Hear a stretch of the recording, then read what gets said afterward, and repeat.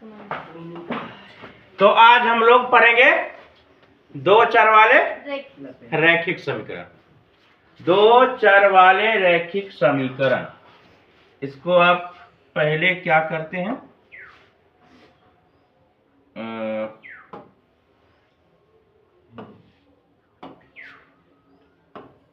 दो चर वाले रैखिक समीकरण।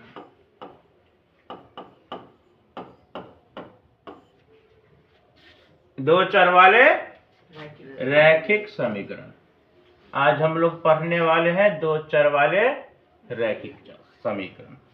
अच्छा, ये सबसे पहले समझिए कि दो चर क्यों कहा गया, इसको दो चर क्यों कहा गया। इसके लिए आपको पहले समझना ये होगा कि ये जो है चर क्या है, यानी दो चर में चर क्या है। तो अगर इसको जानने की कोशिश करेंगे तो इधर देखिएगा साइड में, चर मतलब जिसका मान जैसे अनिश्चित होता है वही चर होता है।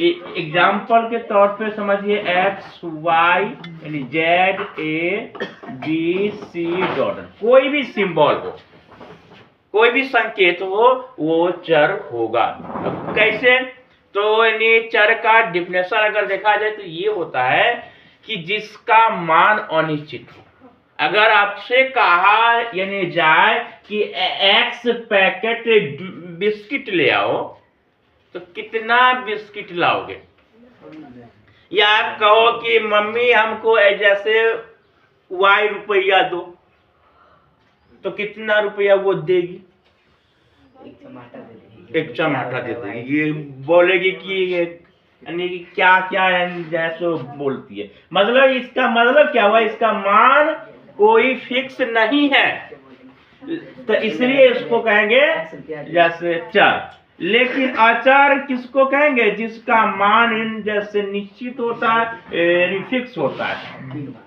यानी जैसे 1 2 3 4 डॉट। अब बताइए कि ये यानी दो का मान यहाँ पर भी दो होगा, और जैसे दूसरे जगह पहुंचिए तो ही यानी दो होगा। मतलब यानी दो का मान कभी भी चेंज होने वाला नहीं है, दो का मान दो है तो दो ही होगा, तो इसको कहेंगे क्या, जैसे अचर। अब इसी पर एक थोड़ा सा क्वेश्चन हो जाए कि 2x प्लस वाई बराबर 5 है। अगर आपको कहे कि इसमें से चर क्या है और अचर क्या है, तो क्या होगा, एक्स वाई चर होगा एक्स और वाई, और अचर हो जाएगा 2 और 5। समझ में आया? ए बच्चा सुमन, समझ में आया? तो यहाँ पर क्या है, दो चर वाले रैखिक समीकरण, दो चर वाले रैखिक समीकरण। तो यहाँ देखिए, हम एक एग्जाम्पल अगर लेके चले, 2x प्लस वाई बराबर 5। अब बताइए इसमें कितना चर है, दो गो चर है। तो जिसमें दो गो चर होता है उसे कहते हैं दो चर। ये जो बना हुआ है ये समीकरण है, तो दो चर वाले समीकरण। समझ में आया? दो चर वाले समीकरण। और जब इतना यानी जान गए तो इसका एक फॉर्मूला होता है, उस सबसे पहले ये फॉर्मूला को समझिए, उसके बाद सवाल हल होगा। चलिए, तो एक फॉर्मूला होता है, जैसे अगर सैंपल के तौर पे मानेंगे दो चर वाले यानी रैखिक। अच्छा, एक चीज और समझिए, रैखिक का मतलब तो समझ में नहीं किए। रैखिक वैसा समीकरण जिसका पावर यानी चर का घात जैसे 1 हो। अभी जो लिखे थे 2x प्लस जैसे कुछ भी लिखे थे, नहीं ये याद है, मतलब ये है। बताइए x का घात कितना है, 1 है, y का यानी घात कितना है, घात समझते हैं, इसके यानी पावर, तो जिसका पावर 1 होता है उसे रैखिक बहुपद कहते हैं। तो इसलिए इसको कहते हैं दो चर वाले रैखिक समीकरण। समझे बच्चा? ए बच्चा बोलो ना। समझ गया, ठीक है। तो अब समझिए यहाँ पर होगा a1x प्लस b1y और बराबर c1। इधर हो जाएगा a2x प्लस b2y और c2। इसी पे फॉर्मूला बनता है। फॉर्मूला को समझ लीजिएगा, सवाल हल होगा। कैसे? तो एक फॉर्मूला समझिए, a1 बट्टा a2 बराबर b1 बट्टा b2 बराबर c1 बट्टा c2। इसको कई नाम से जाना जाता है। एक नाम इसका होता है कि अनेक हल, अनेक हल। ये दूसरा नाम होता है जैसे अविरोधी।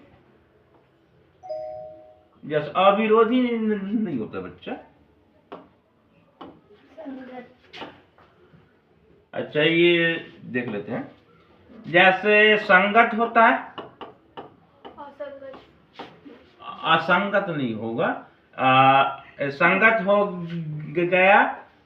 संपाती होता है, संपाती, हाँ संपाती। उसके बाद जैसे आश्रित होता है, यानी मिनिमम इतना नाम से जाना जाता है। तो समझ गए, इसका इतना फॉर्मूला होता है।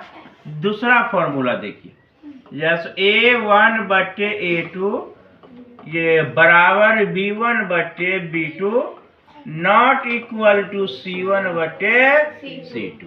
इसका फॉर्मूला होता है कोई हल नहीं, कोई हल नहीं।